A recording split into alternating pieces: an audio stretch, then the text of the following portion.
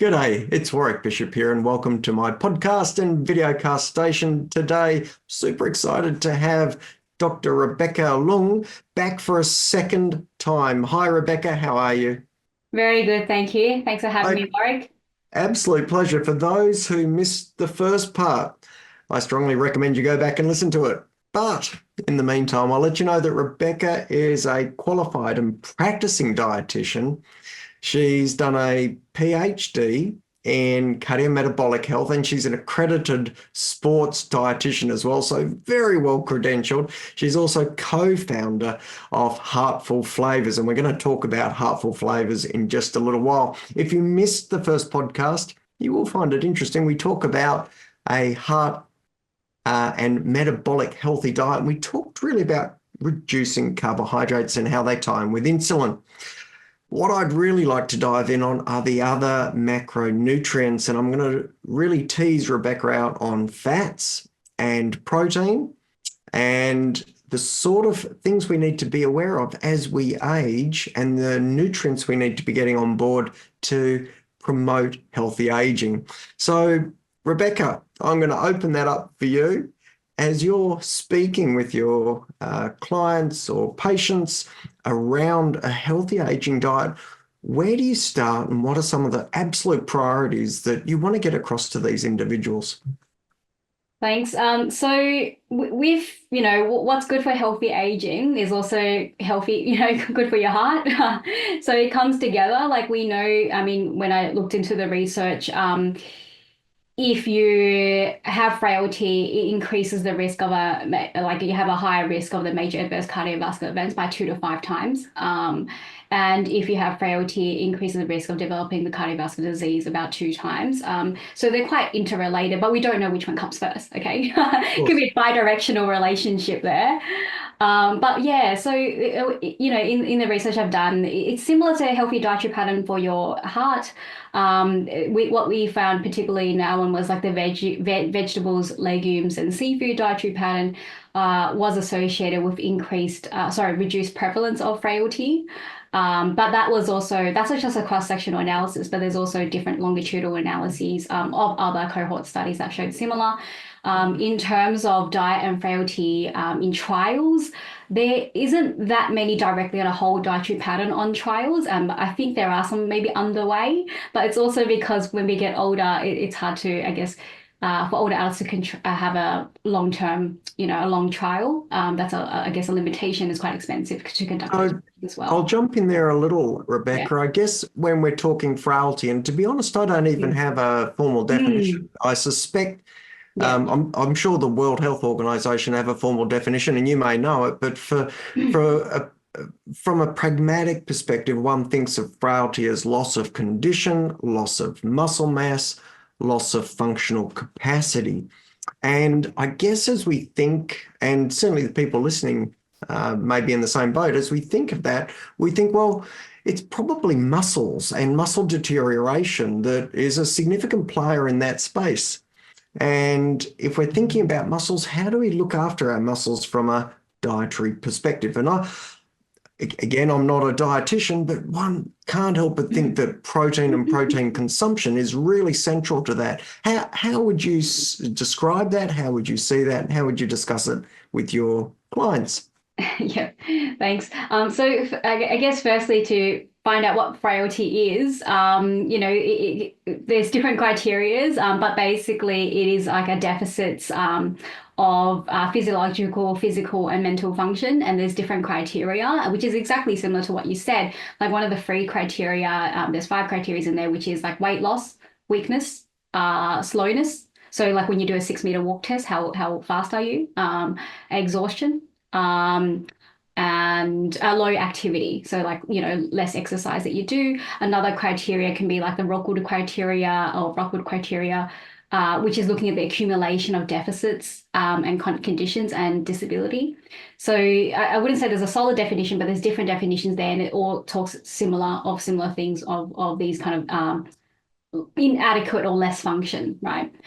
And how, in terms of, yes, muscle, so that comes into the grip strength when they do a grip strength test, like And I used to work in our outpatient hospital clinic, and that was called like the Strong program at Balmain, and they've opened another one at Concord, and that one's typically for diet and exercise, they're helping people prevent frailty, helping them get stronger. So they do strength training, and yeah, we provided protein supplements. After their strength training sessions. Okay. So usually after you do any sort of strength training, you want protein during, before, during, or after, at least 20 or 30 grams to help with the muscle synthesis rate that increases during training. Yeah. So when we're talking about protein consumption, really what we're talking about is people eating the proteins that then get broken down to amino acids, which are the building blocks for proteins that the body, once they've absorbed them and digested them, then use those building blocks to rebuild the proteins that we actually want for ourselves. So what sort of amount of protein should people be eating? How do they know? Is it a piece of fish a day? Is it a chicken breast? Is it a steak? What does it look like for a person to know that their portions, the amount of protein they're eating is appropriate? And look, while I'm asking this, it moves as well, doesn't it? Changes a little bit, because as people get older, my understanding is they probably need a little bit more protein. Is that correct? Yeah, so some of the research is showing older adults require high amounts of the protein. So even in the nutrient reference values, I'm pretty sure it's already higher right now. For older adults. And then what they're looking at is probably now with newer evidence, probably 1.2 to 1.6 grams of protein per kilogram body weight. Which is like, it's higher than maybe the previous, they maybe thought it was 0.9 grams per kilogram body weight. Okay. Yeah, so it is higher. And in terms of when you're asking the amounts, you can use, like sometimes we recommend people using apps. I'm not saying you have to track your food forever, but it's a good way to understand the portions and how much protein comes from that and different other nutrients that come from different foods, right? Yeah.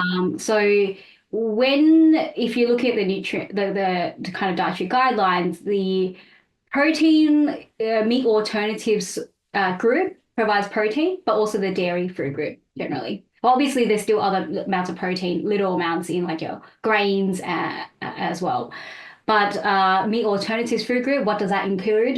So, for example, your chicken, your legumes, your fish, your nuts and seeds are in there as well. And then you also have the dairy alternatives food group that also provides protein. So eggs are in the meat alternatives food group. Like for example, a serve can be, for example, two serves of 2 eggs, which makes a serve of meat alternatives. But that would one egg is about 7 grams of protein. Yeah. How much in an egg? About 7 grams. 7 grams of protein. Yeah, from one egg. Yeah. Okay. Okay. So you could probably do 2 eggs there, and then that's what I'll say, maybe around 15 grams, and then you might have some sort of carbohydrate on the side and other things to make up to at least the 20 grams, right, at a meal. And then even dairy, like a serve of dairy, for example, like 200 grams of yogurt, which is about 3/4 of a cup. I always ask tell people to use their fist, okay? It's approximately 1 cup. Depending how big your fist is. So you always have that with you. You can always use it to estimate it. Yep. So 3/4 a cup, 200 grams yogurt is about 10 grams of protein. Okay. And a cup of milk is about 10 grams of protein as well.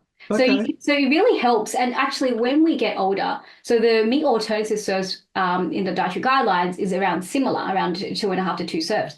But when we get older, the dairy is the one that actually increases. Also increasing the calcium intake, right? Because of the increased risk of osteoporosis. Yep. But also increases the protein.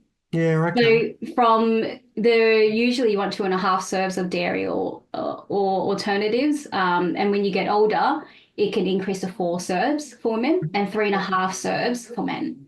Okay. Well, that's important to know. And of course, dairy ties in with bone health as well. Excellent. So look, I'm going to throw this out there just so that those who are listening can get a what does this look like sort of picture in their mind. So if we go for, say, an older person trying to get the right amount of protein, let's say they are aiming for 1.5 grams per kilogram. If that individual was, say, a bit like me, about 60 years of age and about 60 kilos, I'm a little shade over 60 these days, but that would calculate to 1.5 times 60 is 90 grams of protein I need to get a day. Yep. And 90 grams of protein, my understanding is if you take cooked meat, whether it's chicken or steak, then 100 grams of that cooked meat yields about 30 grams of protein. And it's a little bit lower in the uncooked. That's approximately right? Yeah, like roughly 100 grams of any cooked kind of protein sources, like fish, chicken, and beef. I'm not saying I'm promoting red meat at all. No, no. I'm not. But that is, yeah, roughly about 30 grams of protein. Okay, so But yeah. that would mean that just so that 90 grams that I'm trying to obtain looks like 300 grams of that cooked fish, chicken, or meat, which is quite a lot. And I just want to flag that. I mean, obviously, you might Mm, have mm. yogurt, you might have some milk, you might have other bits and pieces, but putting those completely aside, just that's quite a lot. And you'd need to spread that over the day because that's quite a lot for most people, I would have thought, to eat. For example, as an evening meal, a 300-gram piece of fish, chicken, or steak is fairly sizable, I would have Yeah. thought. Yeah, and you definitely won't do that. As No. in, you're not going to have that all at once. And plus, as you said, it does come from the other sources, and that's why it's good if people do, if they really want to track it, they can track it in an app. There's a free app called the Easy Diet Diary app, and it's Okay. based on the Australian Food Database. So So generally, just say that one again for us, Rebecca's, in case someone's listening and they're trying to write it down. Say it nice and slow. Easy Diet Diary. Yeah, so that's one Beautiful. of the apps. And yeah, it uses the Australian Food Database. You can even scan, the barcodes and it'll show up the food product. So 90 grams. Actually, so that's not too hard to meet. 90 grams quite easy. Okay. If you think about it, if you're eating good breakfast, like even having like the right serve of grains, like say a bit of cereal or oats in the morning, that's maybe around 5 grams or so of protein. Then you add in like a cup of milk, because that's already 10 grams. You can add some nuts and seeds in there. That'll make around at least 20 to 25 grams, right? Yep. Okay. So that's, 20 to 25 grams from that. And then you got your main, maybe your lunch and your dinners. Um, where you don't necessarily have to hit the 30 grams straight away just from the protein source. It can be around Yep. 20 grams, then you make it up with the other carbohydrate or grain component and other foods that will be a tiny bit. So you can at least get 25 again. So you're on 75 already, right? Yeah. And So then actually what happened to that's your that's that's 50 with only 40 to get at the end of the day. So we're talking 200 grams of something, 150 grams of protein source, whether it's your fish or your chicken or beef. So yeah, that's far more attainable, isn't it? Yeah, so there's different serve sizes, like for what equates to a serve in a meal alternatives food group. But yes, so like if I get 25 grams, what we talked about at breakfast, the cereal and milk and nuts and seeds, and then you got Mhm. your lunch, which is some sort of protein, with maybe probably not the 100 grams. It could be depending on different serves. It can be 100 grams of fish or 80 grams of chicken or 65 grams of red meat. They'll probably give you at least 20 grams just from that. Okay. Yeah. And Okay. then you add on a grain source, hit it to 25. You do the similar for dinner, that's 25. So we're at 75, right? Doing maths.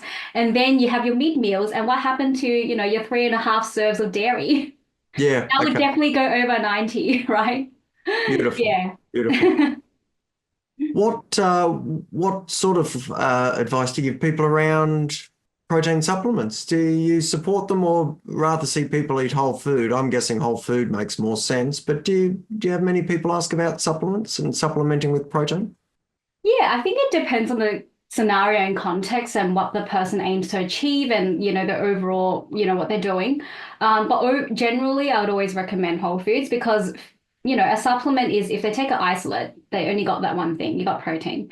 If you take a whole food, you have all these other vitamins and minerals with it. like for example, in the dairy, you'll have calcium as well. It's not just the protein. Of course. And that's what's been associated with reducing risk of chronic conditions, right? With protein supplements, if they somehow can't get enough, from their diet, they can use it. Or if they feel like it might be easier to drink instead of if they don't have a big appetite to eat a lot of food, right? Okay. So they can definitely do that, like if they want to, like after training, or they can just have it from whole foods as well. Okay, so the take home I really want people to get from this, and what I'm learning is as you age, you need to really pay attention to your protein intake, because I understand you lose some of your efficiency in absorption and then utilization of protein, so you may even need more as you age to keep frailty at bay, and that you can match and meet those needs through sensible mixed dietary foods through the course of the day. So you're not trying to knock back all your protein in one meal, you're stretching it over the course of the day. And dairy sounds like it works very well in there from what you say, Rebecca. Yes, I think it helps. It helps a lot. Yeah. And if you feel like you're gonna, juggle all this yourself, you don't have to. You can always see a dietitian. Like Perfect. as a prevention check, basically. Like a lot of times, Um, even with high blood sugars or things like that, I can see it before it happens. And then it happens, and then they come and I was like, I told you not to, or I gave this advice, and and then they know, and that's okay. But people learn, and hopefully they can control it over time. But yeah, see someone even at different life stages as you go through your life, because your dietary requirements will change. cool. Now, just a couple of words on what your recommendations are with regard to saturated fat and cholesterol when you're talking to your heart healthy, metabolic, healthy, aging, anti-frail clients or patients. Yeah, so the recommendation's still there to limit saturated fat intake. Mostly, firstly, you would always look at if they're having excessive discretionary foods that are, high fat, high salt, high sugar, and high fat in terms of high saturated fat, like the biscuits and pastries and cakes, that can somehow slip in. Like you can have it on occasions, but if you know that occasion's coming up, then you can save it for that occasion and try to make sure it's not an everyday thing. And they can also use the app to track that as well.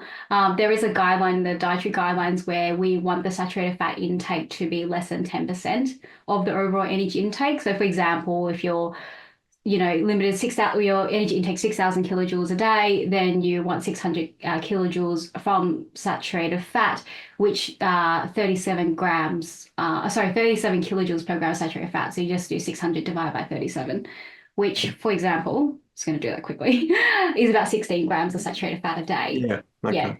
Yeah, so they can track that, and like they know what contributes to saturated fat. Like I'm not going to say limit your fatty fish, no. They will be more the other sources. Yeah, what kind of foods they are. Well, so I'll just jump in here. Certainly, saturated fats are important for blood cholesterol levels. So, as you're probably aware, and some of our listeners will find this really interesting, when people eat cholesterol, that cholesterol doesn't necessarily raise the blood measured cholesterol, because our bodies make cholesterol. And there's a frustration when people try and improve their cholesterol levels through diet alone. They'll often reduce their cholesterol. And foods like eggs or prawns that they perceive as high cholesterol, they'll stop eating those. Well, the frustration is that the body has a set point for cholesterol, and this is genetically determined. So look to your parents to blame them for wherever your cholesterol is.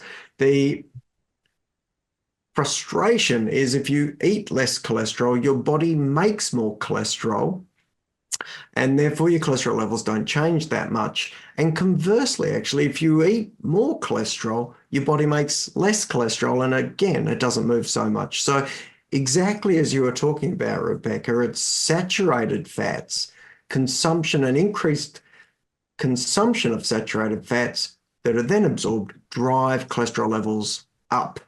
Reducing saturated fats help bring cholesterol levels down. So not exactly what you'd imagine. What you're eating isn't changing directly what's occurring in the bloodstream. It's an indirect, and it's saturated fats that have more of an impact in actual fact. So I can see the home stretch, but before we get to the finish line, Rebecca, I'd really like you to tell me about Heartful Flavors. I know you are the co-founder, but tell me what the business is about, tell me how you became interested in it, and tell the listeners a little bit about why it might be helpful for them and how they could find out more about it. Yeah, so Heartful Flavors, well, I grew up loving cultural foods, and like I understand with the knowledge as a dietitian, the average sodium intake is double the recommended upper limit in Australia, like at 3,600 milligrams per day, and globally it's probably around 4,000 milligrams per day, but to reduce the risk of chronic disease, it's less than 1,500 to 2,300 milligrams per day. So excess sodium intake has been actually attributed to 1.9 million deaths and 45 million disability adjusted life years globally. So it is a really, really big issue. And we just don't want lifespan as long. We also want a health span. So, living healthily without disability. So it's important for that. And we know there's a relationship, between sodium and blood pressure, but obviously kidney issues and other things as well. So how do you create healthy cultural meals or particularly Asian meals without salt, fish sauce, soy sauce, oyster sauce? Like, what is the solution? And, from that background, like knowing that knowledge, I subconsciously just reduced having it and limited my favorite cultural meals to sometimes. And it was really hard to watch family, friends, and clients consume meals that were high in sodium, often unbalanced in nutrition. So I thought, it's so integral as a part of our culture, and I felt like I was losing a vital part of my cultural identity if I couldn't find a solution. So I thought, look, I have the knowledge. I got food science background. I have dietetics. I'm in this area of heart health. Why can't I make it happen? So together with some food science university friends, we thought of doing these flavors. We only use herbs, spices, yeast, fruit, and vegetables, and that mimics the flavor of those Asian meals. So I'm really happy with it, and we did a pilot launch in September last year, and it's been going well. And at the back of pack, there's actually nutritionally balanced recipes. So one pack makes 4 meals, and those nutritionally balanced recipes help you meet like 2.5 serves of veggies, 1 serve of meat alternatives, 1.5 to 2 serves of grains. So it helps you with meal prepping. You don't have to calculate it all yourself. It's done for you. And it's also in alignment with the Mediterranean and DASH dietary patterns. They're actually right here behind me. So it's a good solution because as a dietitian, we know there's, barriers between advice and implementation. If you're like, confidently you can say health professionals can take this and be like, hey, you can use this. It'll be a healthy flavor. There's no added salt, no added sugar. It has a 5 health star rating. That's our first in the category. And you can use it and follow the back of pack recipe. That's all you need to do. And it's ready in less than 30 minutes. Some of them you can just add hot water. It makes the sauce instantly, and also the broth. And you just need to add the protein veggies. That's it. Wow. To make it. Rebecca, what a great initiative. What a really wonderful reason and drive to do it, to hold on to your own cultural heritage and identity. I'm really actually very impressed by that. And in fact, I'm going to have to buy some myself. I haven't tried them yet. But where would I get them? And where would people listening get them from to have a go? Because what a great idea, getting rid of the salt and the sugar out of some of these beautiful flavors for this group of predominantly Asian meals that you're describing. Sounds just a tremendous initiative. So good on you. Well done for doing that. Yeah, thank you. Like it's hard because in the food products in the food industry, there's salt always added. So how do our taste buds learn to adapt to none of that if it's always there? It's really hard. It increases our salt taste threshold, but we want to reduce that so less amount of salt can taste the same. You can taste it with less amount of salt. So it's also teaching people about taste bud adaptation. You can find it on our website. So we do nationwide, actually international delivery as well, at www.heartfulflavors.com. So heartful as in heart and then FUL, heartfulflavors.com.